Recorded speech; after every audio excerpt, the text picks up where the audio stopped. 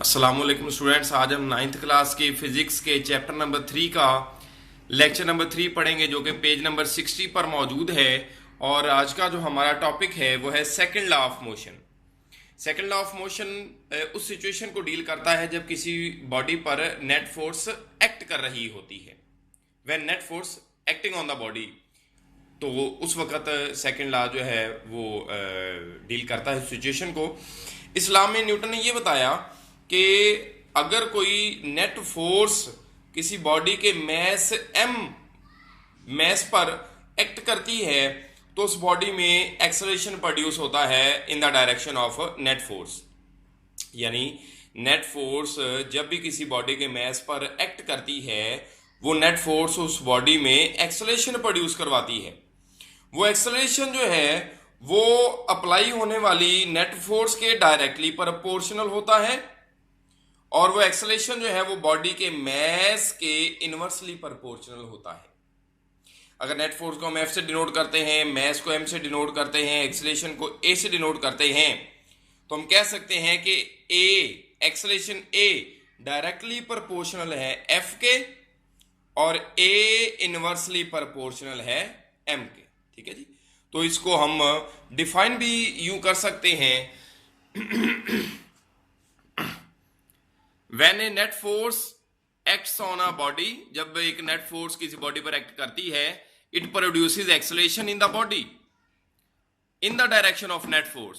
वो net force जो है वो उस बॉडी में एक्सेलरेशन प्रोड्यूस करती है नेट फोर्स की ही डायरेक्शन में। The magnitude of this acceleration is directly proportional to the net force. कि एक्सेलरेशन की मिकदार जो है वो नेट फोर्स के डायरेक्टली प्रोपोर्शनल होती है, and inversely proportional to its mass. और वो एक्सेलरेशन की जो मैग्नीट्यूड है वो बॉडी के मैस के इनवर्सली प्रोपोर्शनल होती है। यही से हम इसकी मैथमेटिकल फॉर्म बना सकते हैं कि एक्सेलरेशन जो है वो नेट फोर्स के डायरेक्टली प्रोपोर्शनल है, और एक्सेलरेशन जो है वो मैस के इनवर्सली प्रोपोर्शनल है। इसको हम मैथमेटिकली कुछ यूं लिख सकते हैं, a directly proportional F and a inversely proportional M. उसके बाद हम इन दोनों को कंबाइन करेंगे, a proportional F over M आ जाएगा, और इस प्रोपोर्शनल साइन को की जगह पर हम इक्वल टू का साइन लगाएं तो यहाँ पर एक कांस्टेंट लगाएंगे हम, प्रोपोर्शनैलिटी कांस्टेंट। और न्यूटन ने जो प्रोपोर्शनैलिटी कांस्टेंट यूज किया वो के है, तो ये आ गया ए is equal to K multiply by F over M, और के की वैल्यू उसने कांस्टेंट फिक्स कर दी 1। तो ये आ गया ए is equal to F M multiply by 1, यानी a is equal to F over M. ठीक है जी। तो यहां से एम इधर जो डिवाइड हो रहा है वो इस तरफ आगे मल्टीप्लाई हो जाएगा, ये आ जाएगा F is equal to M A. ये सेकंड लॉ ऑफ मोशन की मैथमेटिकल फॉर्म है, सेकंड लॉ ऑफ मोशन का फार्मूला है F is equal to M A. अगर हमें किसी बॉडी का मैस और एक्सेलरेशन दिया हो तो हम यहाँ पर फोर्स फाइंड कर सकते हैं, और मतलब इन तीनों में फोर्स, मैस और एक्सेलरेशन में ये रिलेशन बन गया हमारे पास। और S I unit of force is Newton, जिसको हम कैपिटल एन से डिनोट करते हैं। और अगर हमें आ जाए कि न्यूटन को डिफाइन करना है, यानी जो एस आई यूनिट है फोर्स का उसको डिफाइन करना है। कैसे डिफाइन करेंगे? F is equal to M A हमारे पास फार्मूला है। अगर एफ की वैल्यू 1 न्यूटन हो, अगर मैस की वैल्यू 1 किलोग्राम हो और एक्सेलरेशन की वैल्यू 1 मीटर पर सेकेंड स्क्वायर हो, तो हम 1 को 1 से मल्टीप्लाई करवाएंगे तो आंसर आ जाएगा 1 न्यूटन। यानी फोर्स की वैल्यू 1 न्यूटन तब होगी जब वो किसी बॉडी के मैस की वैल्यू 1 किलोग्राम हो और उसमें प्रोड्यूस होने वाला एक्सेलरेशन की वैल्यू 1 मीटर पर सेकेंड स्क्वायर हो।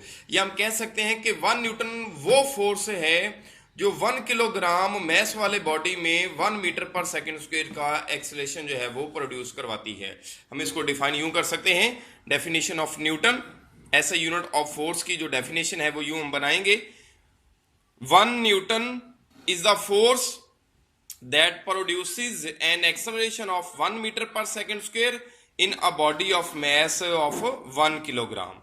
कि 1 न्यूटन वो फोर्स है जो 1 किलोग्राम वाले मैस वाले बॉडी में 1 मीटर पर सेकेंड स्क्वायर का एक्सेलरेशन प्रोड्यूस करवाती है।